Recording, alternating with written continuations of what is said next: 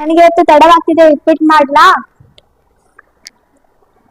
ಮಾಲಾ, ನೀರಡಿಕೆ ಆಗುತ್ತಿದೆ, ಸ್ವಲ್ಪ ನೀರ್ ತಂದು ಕೊಡ್ತೀಯಾ? ಹಾ ಅಮ್ಮ.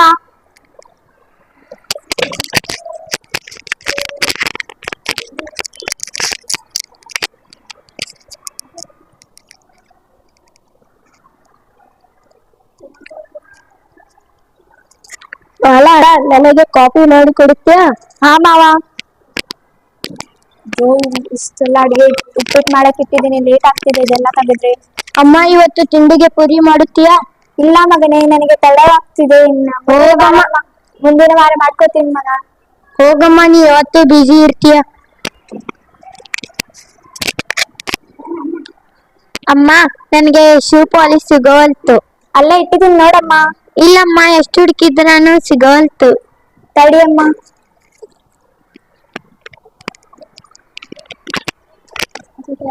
ಇಲ್ಲೇ ಇದೆ ನೋಡಮ್ಮ, ಸ್ವಲ್ಪ ಹುಡುಕಿದ್ರೆ ಸಿಕ್ತಿತ್ತು.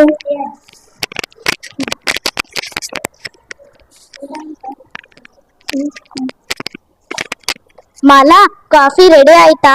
ಇಲ್ಲ ಅತ್ತೆ, ಇನ್ನೊಂದ್ ಸ್ವಲ್ಪ ಇಡಿ.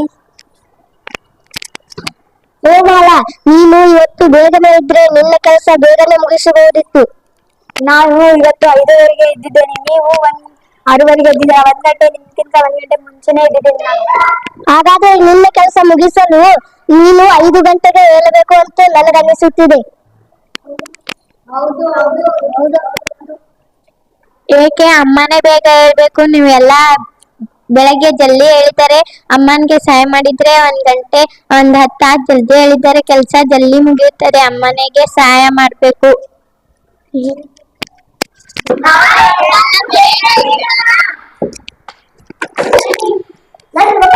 ನಿಮ್ ಬಾಜು ಇದೆ. ಬಿಡಿ ಬಿಡಿ, ಅದು ಬೇಡ.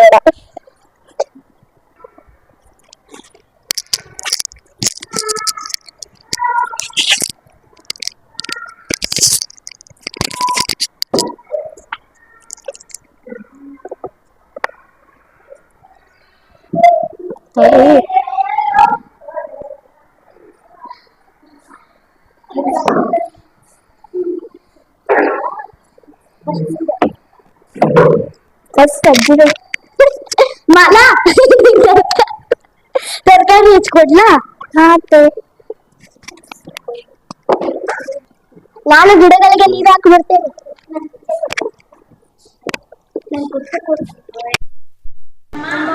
ಅಜ್ಜ ಅಜ್ಜಿಗೆ ಕಾಫಿ ಮತ್ತು ನೀರು ಕೊಡುತ್ತೇವೆ ನಾವು.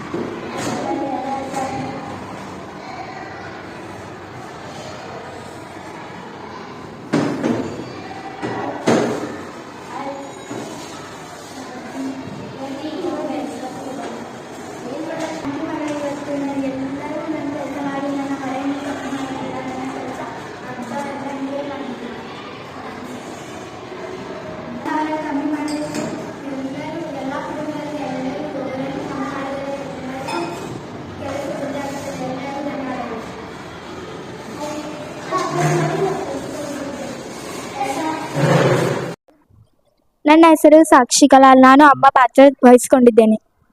ನನ್ನ ಹೆಸರು ಅಪೂರ್ವ, ನಾನು ಅಜ್ಜಿ ಪಾಠ ಮಾಡಿದ್ದೇನೆ. ನನ್ನ ಹೆಸರು ಓಂಕಾರ ಕರಾಟೆ. ನಾನು ಅಜ್ಜನ ಪಾತ್ರ ಮಾಡಿದ್ದೇನೆ. ನನ್ನ ಹೆಸರು ಚರಣ್ ಹುಡುಗಿಕರ್. ನಾನು ಮಗನ ಪಾತ್ರ ಮಾಡಿದ್ದೇನೆ. ನನ್ನ ಹೆಸರು ಅನಿಲ್ ಕೊಡ್ರೆ. ನಾನು ಅಪ್ಪನ ಪಾತ್ರ ವಹಿಸಿಕೊಂಡಿದ್ದೇನೆ. ನನ್ನ ಹೆಸರು ಅರ್ಪಿತಾ ಪಾಂಚನ. ನಾನು ಮಗಳ ಪಾತ್ರೆಯನ್ನು ಮಾಡಿದ್ದೇನೆ. ಜೊತೆಗೆಯಿಂದ ಅಪ್ಪ ಅಮ್ಮನಿಗೆ ಕೆಲಸ ಮಾಡಬೇಕು, ಭಾರವನ್ನು ಕಡಿಮೆ ಆಗುತ್ತದೆ. ಈ ಚಟುವಟಿಕೆಯಿಂದ ಕಲಿಸಿಕೊಂಡಿದ್ದೇನೆ. ಚಟುವಟಿಕೆಯಿಂದ ಮನೆಯಲ್ಲಿ ಹೇಗೆ ಇರಬೇಕು ಹಾಗೂ ಅಪ್ಪ ಅಮ್ಮನಿಗೆ ಹೇಗೆ ಸಹಾಯ ಮಾಡಬೇಕು, ಆಮೇಲೆ ಸಮಯವನ್ನು ಕಡಿಮೆ ಆಗುತ್ತದೆ. ಈ ಚಟುವಟಿಕೆಯಿಂದ ತಿಳಿದುಕೊಂಡಿದ್ದೇನೆ.